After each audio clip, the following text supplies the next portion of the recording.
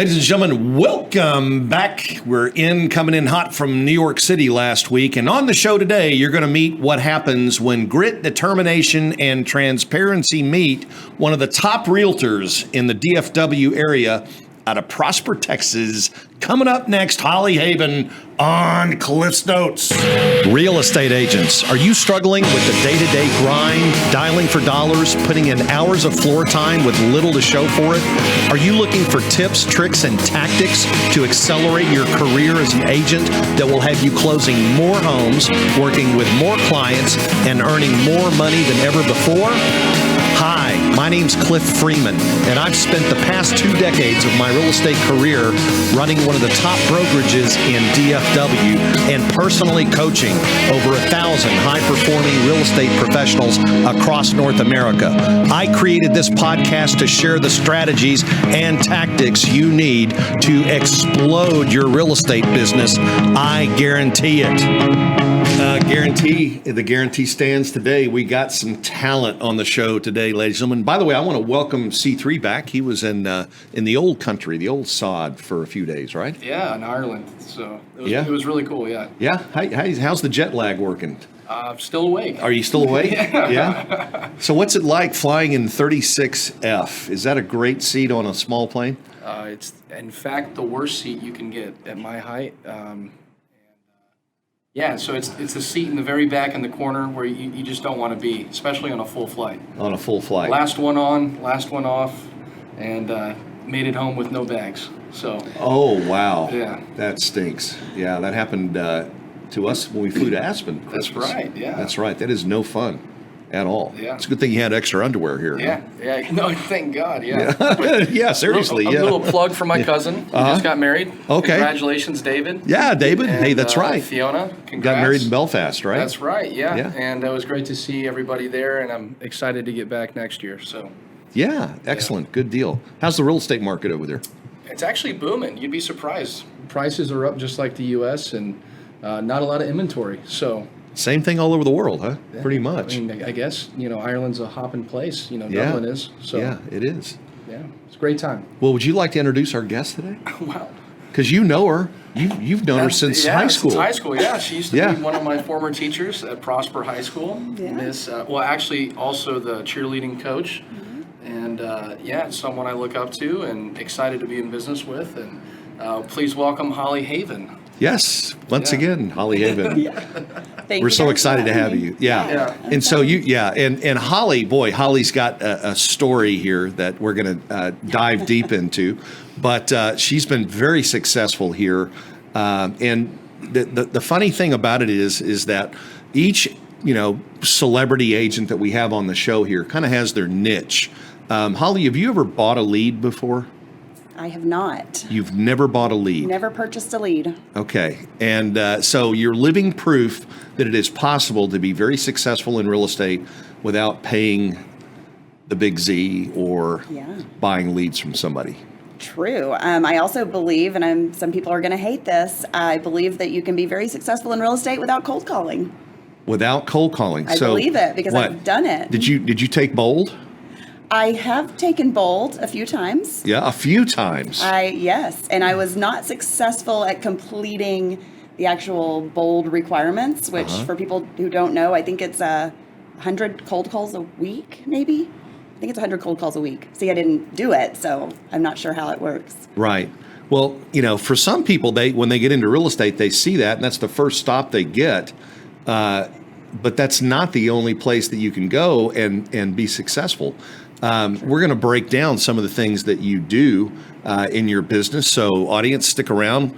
But before we do that, we always like to kind of pull the curtains back on people because, you see what you see up here on the set took a lot of preparation, time, energy, effort.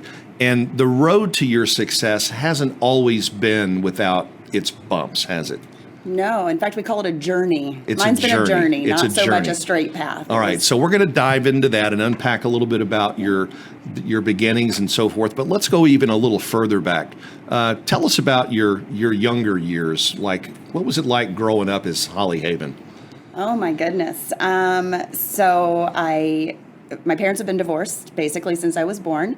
So I had both my real dad and my stepdad in my life. Both are super prominent in my life. I actually call them both dad. So I was raised really with what we kind of called the best of both worlds. I have an older brother who's 5 years older.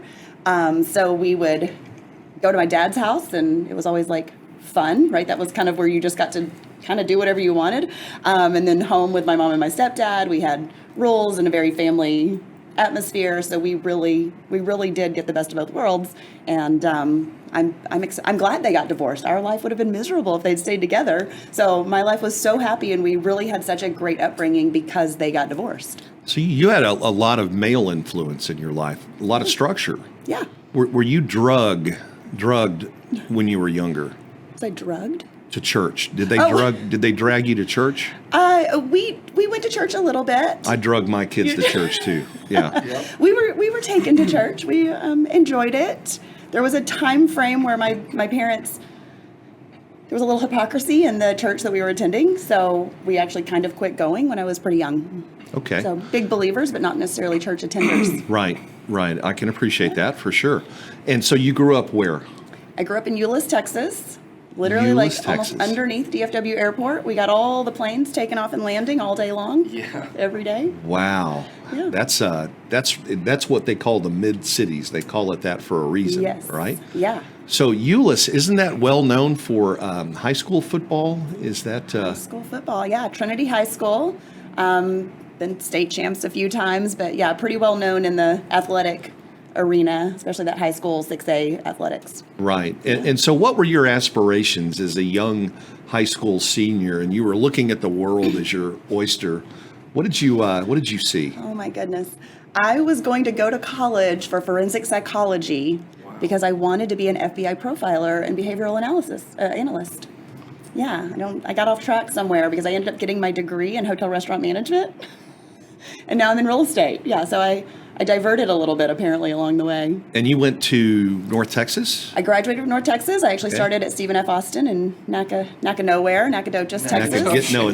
Get down. It is Nacogdoches. There was nothing around, especially then. I know kids go to school out there now, and they actually have restaurants and bars and things to do. And I think we had 2 bars and a Taco Bell, and we just got a Walmart. We were super excited about Yeah. it. So That's where they used to send some of the kids from my school that because there was nothing around that they could get into, I think. But great school, by the way. They have a really good academic reputation.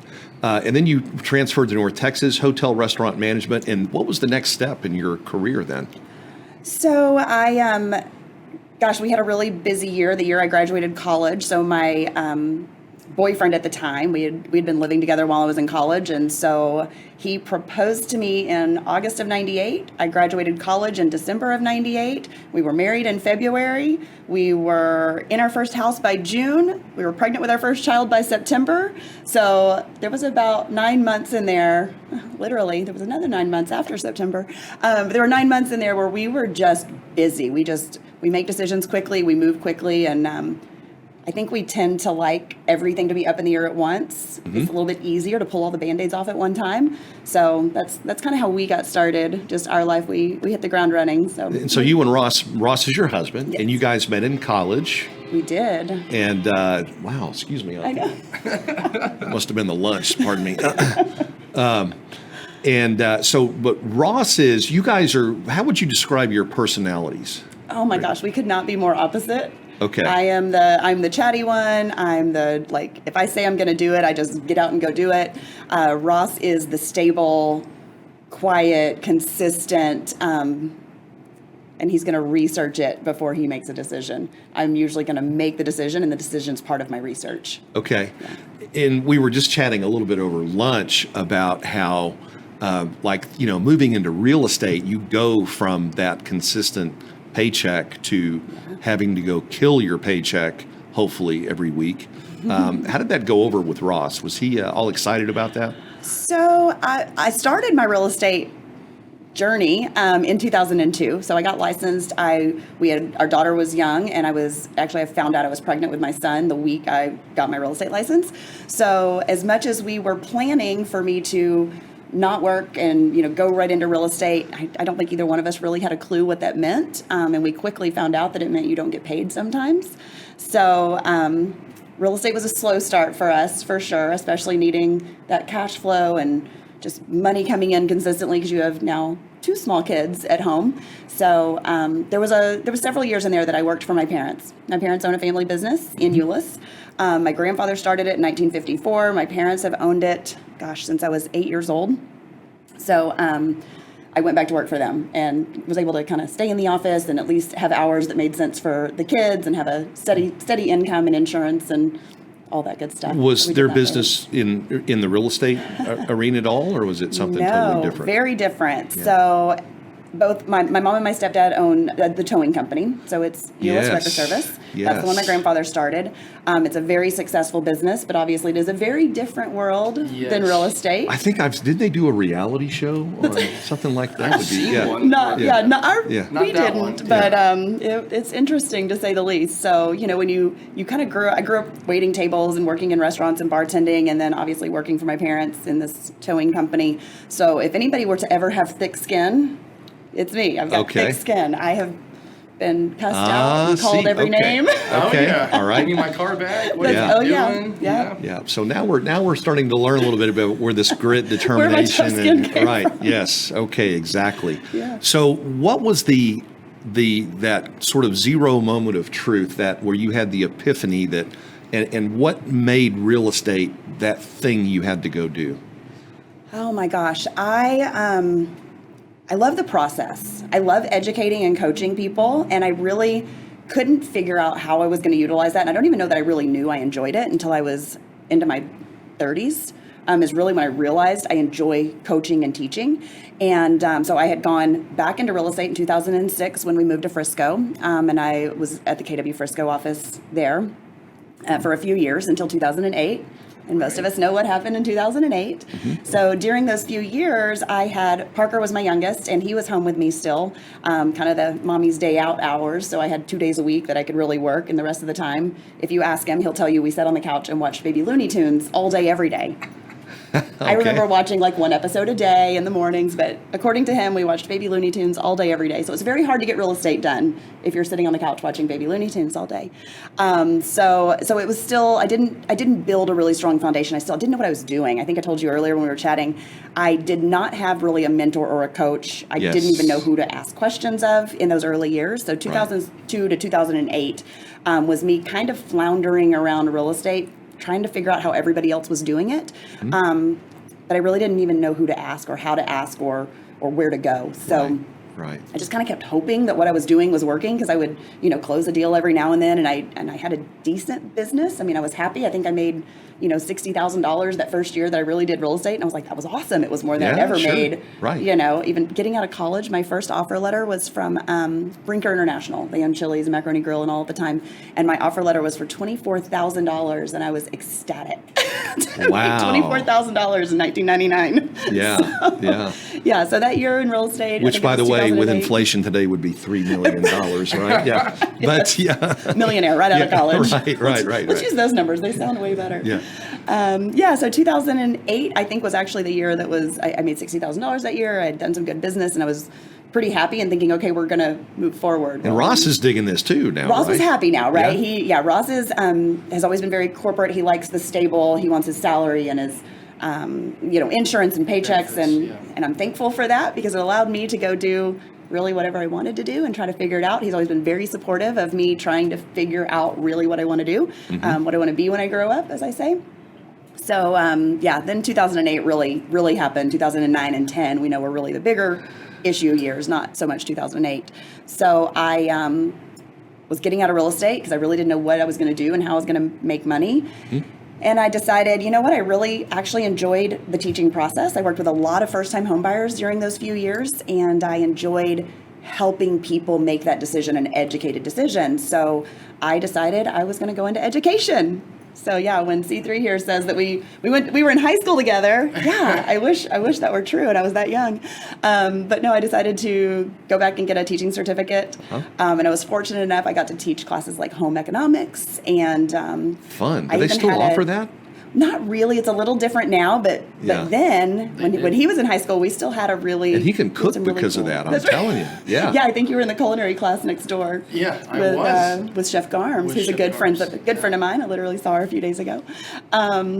Yeah, so I decided to go into education. I taught home economics. I taught a dance class and an aerobics class for an athletic credit. I coached the cheerleaders for a year, and then I had the dance team, the Talenets, at Prosper High School for 3 years. Wow. Yeah, That's so it awesome. was- Those girls are talented. Oh my gosh, it was so much Yeah. fun. Those kids were amazing, and so 4 years was long Right. enough. And then while you were doing that, what else were you doing? Were you doing bodybuilding at the same time? I was kind of just now getting into the fitness Yeah, stuff. so I was working out a lot, this is a fascinating part of her life. Trelvis, I know you've got something you want to share with us here in a second, but Holly, what prompted you to get into? I mean, you went hard into Yeah. the whole bodybuilding thing. In fact, you won several awards and competed at very high levels. I did didn't some you? local stuff, and I did okay. I was I was competing with myself. My mom, the way it started, my mom posted a Thanksgiving or Christmas picture, just a family picture, and I called her and I said, "You have to take that down." I was so unhappy with the way I looked. And I don't know if I call it the 300-pound sweater. I was wearing this sweater that I swear must have weighed 300 pounds because that's how I felt. So I called my mom and I said, "Take the picture down. Nobody can see that picture." And I hired a coach the next day, and told my husband I was going to compete in bodybuilding, and he was like, "Okay." And that's what he does when I say I'm about to do something crazy, and he just goes, "Okay." And so the journey began. And I think I think I Wow. stepped on stage 9 months later. Maybe 10 months, almost a year later, I stepped on stage for the first time competing. That's a pretty. Isn't that pretty fast to get from just kind of being it an takes average? yeah, it I takes mean, a you're lot. not average because you Oh, worked no, out, very taught average. aerobics, and all of that I mean, stuff. she was a Very average. full-time teacher while Yeah. coaching. Yeah, and doing, but to work on that, because I mean, Yeah. there we go. Look, see, that's Holly right there. Now that's not a retouch. Did you? right. Hey, did you get the Photoshop out on that, Travis? Yeah. No. Okay. I If you did can not. Photoshop I it, did I'm gonna have not. one done like later today. They are as is. I did not retouch That's as anything. is. Okay. I don't look like that anymore. And tell, woo, look at that. And tell us what contest was this? Oh my gosh. This was the first competition I did. I think I competed 3 times over maybe 2 or 2.5 years. Gosh, I don't even remember. That's my husband. That's who, Ross, yeah. Who just ate whatever I cooked and went to the gym whenever I went to the gym. And so he's, A lot of chicken and broccoli, huh? yeah, a lot of chicken, so much chicken and broccoli. a lot of weightlifting too, right? So much. We would Yeah. work out twice a day most days. Yeah, it was a lot of chicken and broccoli. I mean, I ate 6 meals a day, but it was about 2,000 calories, and so it had to be clean calories. If you're going to eat that much, it has to be super clean. So it was, yeah, it was. It was Wait a quite minute. Back up again. You ate 2,000 calories 6 times a day? No, total. No, total. Oh, 2,000 okay. calories a day. I don't think you can consume Hold on. that Wait a much, minute. Yeah. I don't know. No, I think some he could. people Ross do. I could. mean, like swimmers and people, Yeah. like Olympians and that kind Yeah. of thing. That's a lot of chicken do. and broccoli. That's a lot of chicken. But wait, those poor Big chickens difference. that 2,000 committed. versus that much. Yeah. Yeah. Yeah. How My many kids chickens were- did you kill? Oh my I know, gosh. so many. Yes. Oh, sorry. Somebody from PETA's watching, I know. My kids were in middle school and high school, and they were so done with me. They were like, if you make one more dinner with chicken and broccoli, I think they were going to move out at an early age. So Yeah. they were- My they were wife, good. she cooks chicken in a microwave. Have you ever had that? No, let's not do that. Yeah, Very grisly. It's Yeah. pretty, Yeah. interesting. Sounds terrible. So wow, Karen. so then at some point, I mean, you obviously kind of got what you were seeking out of that adventure, Yeah. and you made another decision to kind of point of inflection in life, got to move, do something else. Tell us about that chapter. Yeah, so the bodybuilding kind of came after I was teaching. I was really getting into working out while I was teaching, but I wasn't really into the phase of competing or anything yet. So I left education, and I tell people all the time, those kids are amazing. I loved the girls that I had mostly because I had all these cheerleaders and dance team girls. And I say it as lovingly as I can because maybe some of these mamas are going to hear this, but I say I loved the kids, but everyone comes with 2 to 4 parents. And when you're worried about if Sally's on the front row or not, then you get a lot of emails and phone calls. And so after 4 years, I decided I do love teaching and coaching, but maybe I wanted to teach and coach adults so that their parents couldn't call me. Right. So I went back into real estate, but I went in an operations role. So I took on kind of a management role for a team in Plano. And I was there for about 18 months. Okay. And I ended up leaving that team to join one of our third-party vendors, which was a marketing company. Yeah, Curator, Chris Yeah. Smith, great outfit. Chris and who's his partner? Jimmy Mackin. Jimmy Mackin, Yeah. Both great guys, great company. So Yes. I actually called them and I said, I need you to hire me. And they were like, oh, we can't hire you because you're working with one of our clients and we don't hire employees. We're not going to poach the employees. And I said, no, I'll talk to him. It'll be fine. It'll be a mutual thing. I had nowhere else really to grow within the role I was in. And he knew I had bigger aspirations. And so I chatted with the team leader and ended up convincing Curator to hire me. So I was their 12th hire. They were still really, really young. Wow. And what the company does is they provide the technology and the website, and then we coach agents on social media marketing. So even though I came on in kind of an operations manager type role, we were so not short-staffed, but we were such a young company and a small company that I ended up coaching agents every single day. I was coaching agents on really how to utilize social media, what to post, when to post, how to word it. And I was learning so much through what Chris and Jimmy had already learned and done and researched over the years. I was learning so much from them as like on the fly as I was coaching other agents. So about 2 years later, they had about 75 employees. The company had grown really well. They're doing still really well today. And I was coaching agents to make like 3 times the income I was making because I was a salaried employee.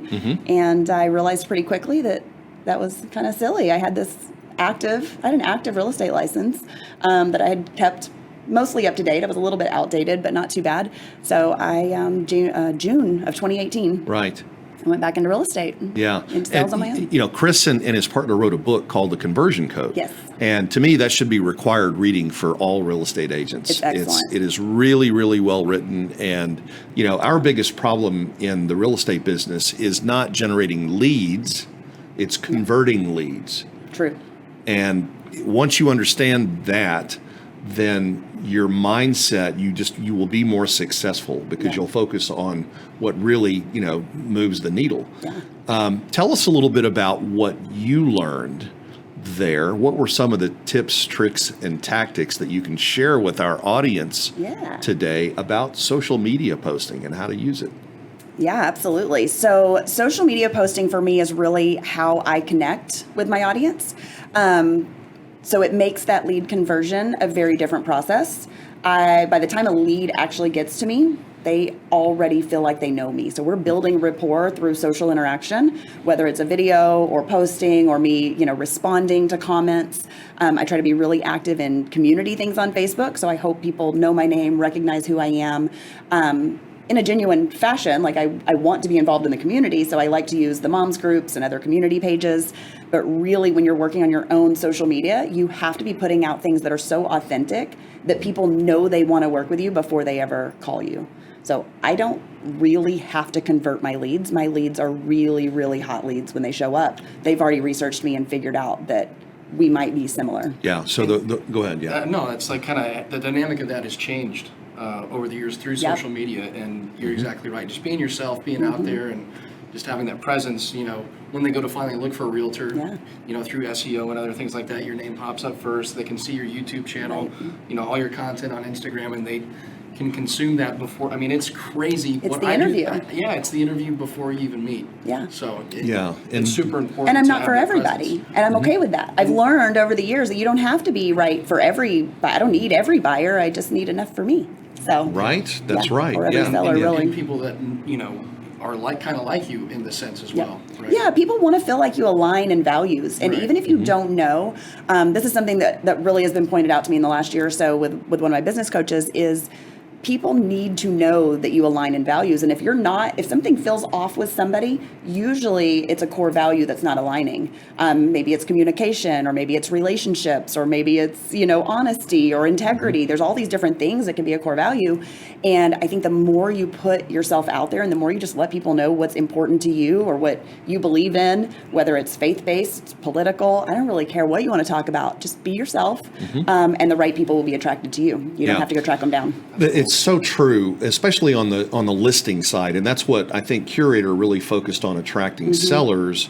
We can pick up buyer leads, and a lot more easily on the internet than we can seller leads because, sellers are looking. They want to interview somebody, but they don't want to be they don't want to be stalked by a real estate agent. Once people find out that you're contemplating selling your house, what happens? Your phone starts blowing up. You have people knocking on your door, all kinds of stuff, right? So what they want to do is they kind of want to be able to go on the DL and find out what they can. And if you can have enough content out there, good content where they can consume that content, then like you said, they've already interviewed you in a sense, right? So when they come knocking on your door, they're a lot further down the funnel than somebody who you just bump into at the grocery store. Right. Yeah. The come list me calls are very different phone calls. It's very rare that I get the call of, hey, I found your name and I want to interview 3 agents. I don't get that call anymore. I get the, hey, we want you to come list our house and here's what we need to do.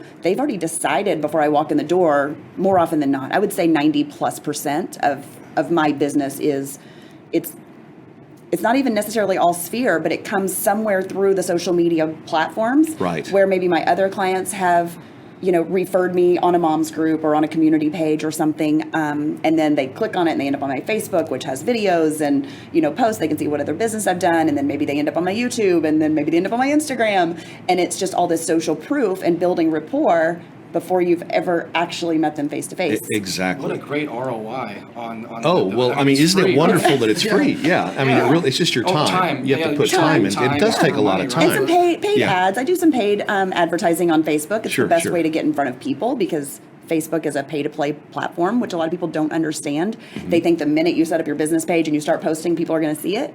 You can have 5,000 people following your business page and 12 might actually see a post. It really is that crazy. And it doesn't have to be a lot of money. It can be $50 a week. It can be $50 a month, potentially, if you're starting out really small, but putting some ad spend behind those business page posts and promotions and videos and things that you want people to really see is a game changer, because then it's getting out to people in your community that might actually run into you at the grocery store. You can set those audiences to whatever you want. So again, I mean, if you, one of my favorite research reports to refer to is the NAR survey, or profile rather, of buyers and sellers.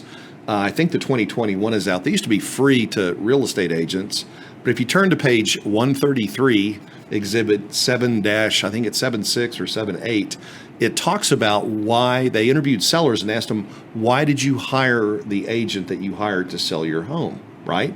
And so when you go through and look at the answers, the number one answer is, I hired this agent because of their integrity, right? That's the number one answer. Number two is, I hired them because they were referred to me through a friend or a family member, or I had done business with them before. So building that rapport, buyer's agents, the California Association of Realtors did a study a while back, and what they found out, they did the same sort of question, and they asked buyers, why did you hire the agent that you hired? And 70% of them said, we just hired the first agent to call us back. Yeah, or that we got in pretty low bar. With. Right, pretty low bar on the buy side, right? Yeah. I mean, as long as you got a car and a super key. Return the phone call. That's it, yeah. But on the listing side, as we all know, that's where, people, it tends to be agents with more experience that, are a little more polished, a little more, knowledgeable, that get on the listing side. And, in a market like this, obviously it's much better to be on the listing side today than it is on the buyer side. For sure today. Okay. Yeah. All right. So social media for you, do you have preferred platforms that you use? Do you use one over another? I heard you mention Facebook. What other platforms do you use and why? So I focus the most on Facebook and Instagram, mostly because probably my age and it's where I'm comfortable. Facebook is where most of my sphere is, right? Most of my family, my friends, people in my community are on Facebook. I love Instagram because it was another platform I used early on. I've been using it for years. So I was able to take my Instagram platform, and I used it a lot when I was bodybuilding just to connect with other people in the industry and other people I was competing with and against. And, we were coaching together and training together. So I had this kind of group that we were staying in contact through Instagram. And when I went back into real estate, I just switched that page directly to my business page, and I kept what was already there. And then I just started building on that, even though it was completely different. I know there's a couple of schools of thought on that. Should I start a new page? Should I start a new thing? Should I keep my personal separate from my business? I'm of the mindset that you don't keep it separate. The people that I do business with, that I end up working with, they usually comment about my kids, my dogs, bodybuilding, something else they happen to see on my social media that is not at all business related, because that tells more about you than your business post. Because you're standing there all professional trying to tell people, who you are, when really if you're just posting your normal life stuff, that tells people who you are. Yeah. They know who I am already. So share with us, we were talking over lunch and you were mentioning a couple of posts that you made recently, and you were really surprised at why one post had so many more views than the other. Describe those two posts for us and explain why this sort of authenticity or, completely get caught, at the moment type thing is so effective. Yeah, so we were trying to put our finger on it because I had this one post. I was dressed kind of like I am today. I was at a conference, an event, and I did this quick post. And my husband's like, "Oh my gosh, you look great! That post looked awesome!" And I think it got like 500 views on Instagram Reels, which it's not terrible. I'm not really counting my likes or anything, but 2 days later, I did one. I was in a t-shirt and jeans. I'm standing in front of a property, and I had a quick thought before I was showing, and I did this quick Instagram Reel. I don't even remember what it was now. Maybe talking about HOAs or, FSBOs or something that popped in my head. Oh, it was inspection report. It was an inspection report. So yeah, we won't totally throw my builder under the bus right now, but I have my own new construction happening for the last 21. We're on month 21 now. I got my own inspection report back in the last 10 days before closing, and I had a 32-page inspection report on a new custom home, which was a little surprising. So anyways, it prompted me to explain to consumers why you should be getting an inspection on your new home, even your new construction home. They go, "Well, it's brand new. I don't need an inspection." You do. You definitely do. But the point of answering your question, the video was just such an off the cuff. I think the wind was blowing my hair. I kind of looked like a mess. I was, been outside for the last 2 hours.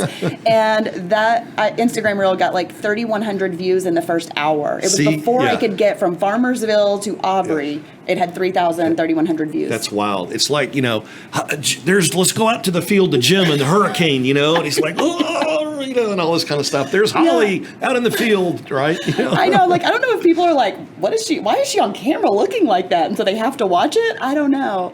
I had an Instagram Reel. The first time I ever posted an Instagram Reel, I think, I had taken it from something else. Maybe I'd done a longer TikTok, or I'd done something, and I took this video and I put it on Instagram Reel, not knowing that Instagram Reels were less than a minute. I had no idea at the time. I just posted the video and moved on. So I have this one video on Instagram Reels. It went like straight viral. It had like 40,000 views on it. It still has 40,000 views sitting there. And I never got to the end of the story. So then people were like, "Wait, what happened? What's going on at this house?" Because I'm trying, like, ranting about this house and how I cannot believe somebody would put this rental on the market and expect somebody to move in the house in this condition. And that was like the end of it. People were like, "What condition? What happened?" Well, the pool was disgusting. There could have been dead bodies at the bottom. You'd have never seen them. Ooh. Super green and murky. But it was just the crazy things. I'm like, I don't know how this one reel hit 40,000 views and there's no ending. Like, I don't know if it prompted more people to be like, "What's happening?" Right. I don't know if they watched it 2 or 3 times like they missed something, but yeah. There's nothing like watching a video and you get almost to the end and it cuts off. You're just like, why? Or they're like, "Hey, check out my next video next week, and for part 2, we'll talk." It's like, come on. No, I wasn't even that smart. It was not intentional. I straight cut the video off because I did not know. I did not know what I was doing, but it didn't matter because I have 40,000 views, and I'm like, cool. I didn't know Instagram only cuts it to a minute. That's interesting. Yeah, the Reels. So you can do. I don't know if they still do IGTV. I think they do, where you can do like a more of a TV type platform. Yeah. So, but now they have Reels too, which is more of like a short. So kind of like a story on Facebook or.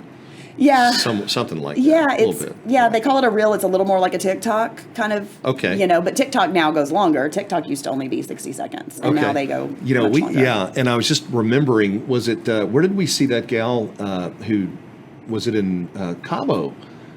The agent in Tennessee, somewhere in the middle of nowhere in Tennessee, that does TikTok. Remember, you might not have been at that one. That's funny. I mean, we have people like, even in our market, like Levi and Travis, that are doing exclusively YouTube, and they sold 176 homes so far this year. I mean, it's just off crazy. YouTube. It's one of those things that we've been talking about. You just got to implement it into your business. So what? Yeah, and give us. I mean, you're an expert at this, Holly. Give us, what are the 2 or 3 most important things to remember when you're doing social media marketing? Be real and be authentic. super, super important. Consistency. So if you're just posting on social media, I know people tell me all the time, I'm not comfortable with video. I don't feel like I want to be on camera. I don't know what to do. Well, first of all, you can do it with your iPhone. You can buy a super cheap little Gimbal type tripod. Yeah, even the thing. little tripod with just the little light on top. It doesn't have to be anything expensive. I think the one that I used was like $25 on Amazon, and it's a taller, little tripod with a ring light on it. But you don't have to, if you're not going to do video, at least do consistent posting. And that posting can't be just sold, just listed, open house, just sold, just listed. It has to get real. People want to hear about your family. They want to hear the story of that last buyer that you finally got under contract after 12 offers, because that's what we're doing. How did we get them under contract? Tell the story. Let people know how you helped that last family or that last person get into, their next home. If you're working with buyers, if you're working with sellers, right? We all know the house is selling in 3 days and for 20% over. We get it. You don't have to tell that story anymore. Tell what you did in the process. Talk about your staging and your professional photos and, what you actually do to market the property, because it's not just sticking a sign in the yard. Even though the market's moving fast, the best marketed and best staged and best photographed homes are going for more money, faster, with better offers. Right, exactly. Even though the house next door, who they did not do all that, will still sell quickly. Right. This one will sell for more money. More, yeah. And if you think of the car analogy and you go to like Kelley Blue Book, even in this crazy used car market that we're in, they still, you can look at the condition of the car and the price is going to be all over the place. It's the same thing with houses, Yeah, right? Absolutely. Yeah. The less, somebody's buying a house right now at the top of market, right? This is the highest our market has ever been historically. So we're buying at the top of market, the top dollar, and we're paying over appraised value in most cases. So that buyer, most of them want to feel like they're move-in ready, right? They want to feel like they're getting the best for their money. It depends on those price points, right? Change the expectations a little bit. But for the most part, the buyers want to feel like they are getting their money's worth. And some of that comes in prep when you're listing the house of what that seller should be expected to do to get the most money. And, leaving your dirty laundry in the middle of the master bedroom is not the way to do it. Exactly. Yeah. And it's funny because and not to disparage other agents in our business, but I have to apologize on behalf of our industry several times a week, Right. Just because of the nature of things. But, it is so important, and the agent that you hire really will have an impact on the outcome here. Yeah. And everybody's talking about commission compression and things like that. You can't pay a good agent enough if they're going to do the right things for you. If you're worried about a percent versus the dollars that you're going to make at closing, you're really focused on the wrong things. You need to look at what the outcome is.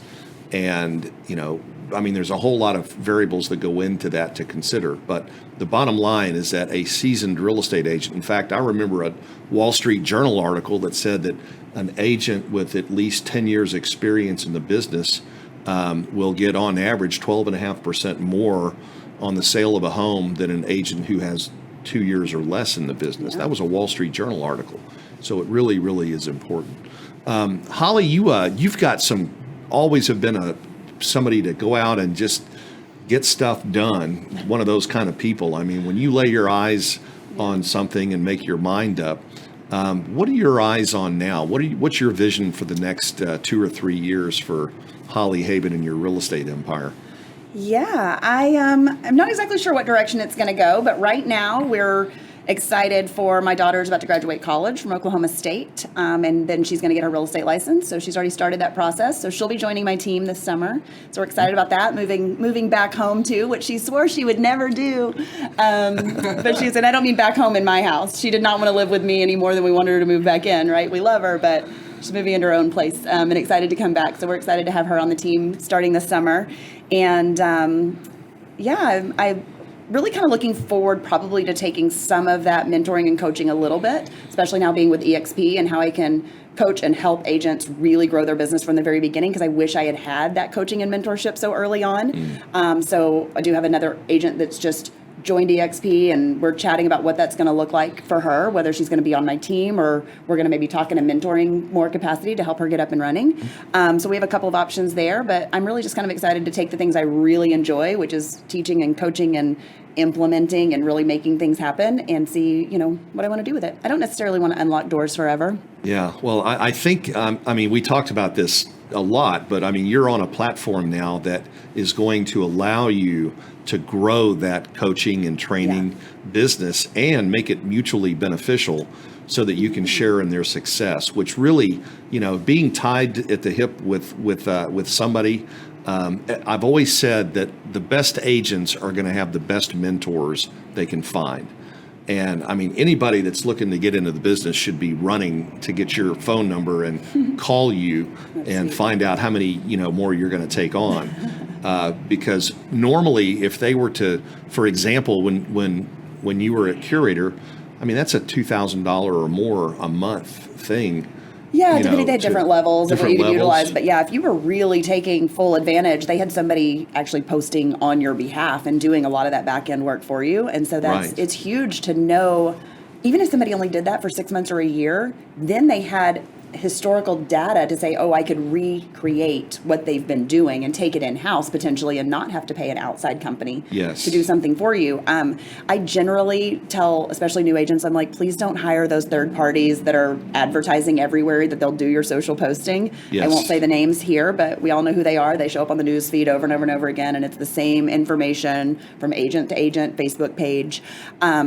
Really just be authentic. Go to canva.com. It's free. They have beautiful design, and you can create all of your own social media. It takes a few minutes to get it done. If you're consistent and you're authentic, it'll land. It'll land. Awesome. It just takes time. What great advice for our audience today. Holly, if somebody watching today did want to get a hold of you, what's the best way to reach you? Gosh, can I just get my phone number? Sure. Is that easy? Okay. Yeah. It's 214-236 3001. That's my personal cell phone. So texting is usually the fastest because, as Cliff and I were just saying, I don't text when I drive for sure, but I can definitely get back to you very quickly, even if I'm in the car. Right, because pretty soon you'll have somebody in the car with you all the time. Right. Well, I have a Genesis. It self-drives, so it's fine. It's driving. That's right. Yeah, it's okay. Yes, that thing is. That's like little Tesla out there.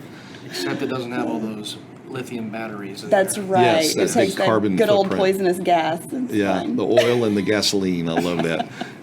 Well, that's awesome. Well, Holly, thank you so much for being with us today. I'm so excited that we're going to have an awesome future, and I'm really excited to see how far you're going to go with this, because this is like taking the chains off for you and allowing to go Autobahn speeds now that you're on the right platform, and I'm excited. And we're super stoked to be working with you. You'll have to have me on again in the future, and we'll tell how I actually came to be here, because it's a funny story. That is a funny. Yes, we'll have to do that. Would you come back for a 6-month checkup from the neck up? Absolutely. Okay, perfect. And then I'm going to tell that story though. Okay, so. That's. I love the story. It really is good. That is a great story. I was just remembering it. Yeah. It has something to do with Eddie's Italian and Prosper, right? That's yes, a celebrity and some alcohol. Yeah, something like that. There might have been alcohol. Yeah, Trelvis, real quick. Are we going to the playoffs? What's going on with the Mavs? So we're in the playoffs right now. The next game is we are going to the finals.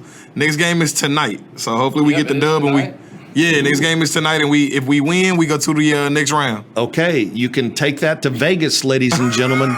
Right there. This from the mouths of babes? No, the mouth of Trelvis. Right there it is. It's got to be truth. Yes, indeed. Yes, indeed. Well, ladies and gentlemen, and Trelvis, great to be back after being out last week. But ladies and gentlemen, thank you again for being here. If it wasn't for you, there wouldn't be any reason for us to be here. We'll see you guys. We're on next week, and we're going to be traveling a little bit in May, but we are so excited about the guests that we have lined up for you. And again, thanks to Holly Haben for being here today. We'll catch you guys next week right here on Cliff's Notes. All right, folks, tune in to Cliff's Notes every Thursday at 1 o'clock Central for the tips, tricks, and tactics to explode your business. I guarantee it!